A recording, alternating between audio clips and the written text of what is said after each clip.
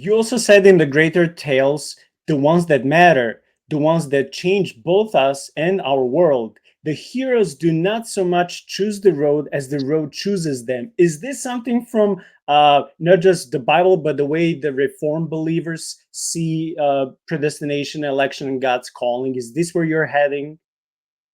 It's just that again, we don't know the whole plan. I mean, I think, Nicola, I've always had an animus against Nike sneakers. Now, why is that? It's because many years ago they had a slogan, "Live in the now."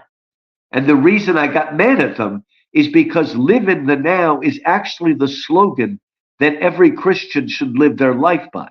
Now, unfortunately, when Nike says "live in the now," they mean I want it now. I want an Oompa Loompa and I want it now. It is about acquisitiveness and consumerism and wanting everything. But actually, we are supposed to live in the now because what do we pray to God in the Lord's Prayer? Give us this day our daily bread, right? We are to live in some ways.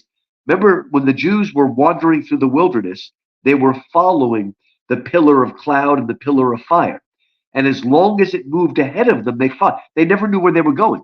Then when it stopped, they would set up their camp and they would live there and they would live until the pillar moved again. And they never knew when that was going to happen either.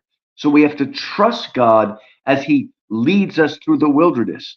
We have to remember the Sermon on the Mount that says, you know, each day has enough troubles of its own, right? The troubles of the day are sufficient for the day. So we really should live in the now. And we can only do that because, again, we trust the one who calls us and that he has put us on the right road, even if there is suffering along the way.